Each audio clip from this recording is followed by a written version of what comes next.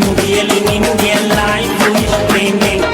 ಗಂಡ ಹೆಂಡತಿ ಇಬ್ರು ದುಡ್ದು ಸಾಲ ಮಾಡಿ ಮನೆಯ ಕಟ್ಟಿ ಮಕ್ಕಳು ಎಲ್ಲಿ ಹೋದ್ರಂತ ಹುಡುಗಿ ಲೈಫ್ ಇಷ್ಟೇನೆ. ಹಿಂದಿನ ಜನ್ಮದ ರಹಸ್ಯ ತಿಳ್ಕೋ, ಮುಂದಿನ ಜನ್ಮದ ಭವಿಷ್ಯ ತಿಳ್ಕೋ, ಈಗಿನ ಜನ್ಮ ಹಾಳಾಗೋಗಿ ಲೈಫ್ ಇಷ್ಟೇನೆ.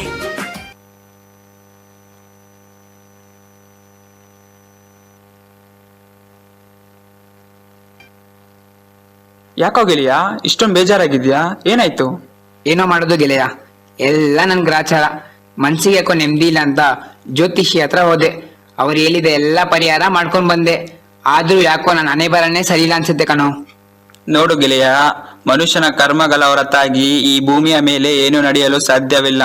ಕರ್ಮಗಳ ಮರ್ಮವನ್ನು ಅರಿಯದವನು ಜ್ಯೋತಿಷ್ಯ, ಜಾತಕ, ಹಸ್ತರೇಖೆ ಇವುಗಳ ಹಿಂದೆ ಅಲೆಯುತ್ತಾನೆ. ಅರ್ಥ ಆಯ್ತಾ? ನಾನೇನೇ ಒಳ್ಳೆ ಕೆಲಸ ಮಾಡಕ್ ಹೋದ್ರು ಕೆಟ್ಟದೇ ಆಗ್ತಿದೆ. ನನಗೇನು ಕೆಲಸದ ಪ್ರತಿಫಲನೇ ಸಿಕ್ತಿಲ್ಲ. ನಾನೇನ್ ಮಾಡ್ಲೋ? ಒಂದ್ ಮಾತು ಹೇಳ್ತೀನಿ, ಕೇಳಿಸ್ಕೊ. ಸೇವೆ ಎಲ್ಲರಿಗೂ ಮಾಡು, ಆದರೆ ಪ್ರತಿಫಲ ಯಾರಲ್ಲೂ ಬಯಸಬೇಡ. ಏಕೆಂದರೆ ಸೇವೆಯ ಪ್ರತಿಫಲ ನೀಡುವುದು ಭಗವಂತ, ಮನುಷ್ಯನಲ್ಲ. ಸಾಕು ನಿಲ್ಸೋ ನಿನ್ನ ಈ ವೇದಾಂತದ ಮಾತುಗಳನ್ನು. ನನಗಂತೂ ಸಾಕಾಗೋಗಿದೆ. ಈ ಜೀವನದಲ್ಲಿ ಯಾವ ಕೆಲಸಕ್ಕೆ ಬಾರದ ಮಾತುಗಳು. ಭಯ ಪಡ್ಬೇಡ, ತಾಳ್ಮೆಯಿಂದ ನಾನು ಹೇಳುವುದನ್ನು ಆಲಿಸು, ನಂತರ ಚಿಂತಿಸು. ನಿನ್ನ ಮನಸ್ಸಿಗೆ ಒಪ್ಪಿದರೆ ಅದನ್ನು ಪಾಲಿಸು. ಎಲ್ಲರೂ ಹೇಳುತ್ತಾರೆ, ಮನುಷ್ಯ ಖಾಲಿ ಕೈನಲ್ಲಿ ಬರುತ್ತಾನೆ, ಖಾಲಿ ಕೈನಲ್ಲಿ ಹೋಗುತ್ತಾನೆ ಎಂದು. ಆದರೆ ಮನುಷ್ಯ ಬರುವಾಗ ಭಾಗ್ಯದ ಜೊತೆ ಬರುತ್ತಾನೆ, ಹೋಗುವಾಗ ಕರ್ಮದ ಫಲ ಕೊಂಡು ಹೋಗುತ್ತಾನೆ. ಹಾಗಾಗಿ ದ್ವಾಪರ ಯುಗದಲ್ಲಿ ಭಗವಾನ್ ಶ್ರೀ ಕೃಷ್ಣನು ಅರ್ಜುನನಿಗೆ ಉಪದೇಶಿಸಿದ ಈ ಮಹಾನ್ ಗ್ರಂಥವಾದ ಭಗವದ್ಗೀತೆ ಪುಸ್ತಕವನ್ನು ತೆಗೆದುಕೋ.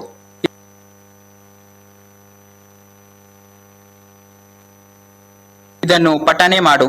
ಮನುಷ್ಯನ ಎಲ್ಲಾ ಸಮಸ್ಯೆಗಳಿಗೂ ಖಂಡಿತ ಪರಿಹಾರ ಇದರಲ್ಲಿ ಸಿಗುತ್ತದೆ. ಲೈಫ್ ನಲ್ಲಿ ಬರೋ ಪ್ರಾಬ್ಲಮ್ಸ್ ಗಳನ್ನ 360 ಡಿಗ್ರಿನಲ್ಲಿ ನೋಡೋದನ್ನ ಕಲ್ತ್ಕೋ.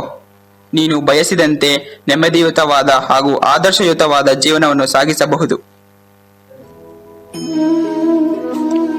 ಆದದ್ದೆಲ್ಲ ಒಳ್ಳೆಯದಕ್ಕೆ ಆಗಿದೆ, ಆಗುವುದೆಲ್ಲ ಒಳ್ಳೆಯದೇ ಆಗುತ್ತಿದೆ.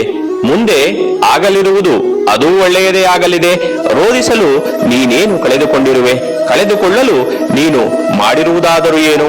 ನಾಶವಾಗಲು ನೀನು ಮಾಡಿರುವುದಾದರೂ ಏನು? ನೀನೇನು ಪಡೆದಿದ್ದರೂ ಅದನ್ನು ಇಲ್ಲಿಂದಲೇ ಪಡೆದಿರುವೆ.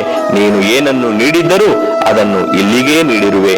ನಿನ್ನೆ ಬೇರಾರದ್ದೋ ಆಗಿದ್ದದ್ದು ಇಂದು ನಿನ್ನದಾಗಿದೆ ಮತ್ತು ನಾಳೆ ಇನ್ಯಾರದ್ದೋ ಆಗಲಿದೆ. ಪರಿವರ್ತನೆ ಜಗದ ನಿಯಮ.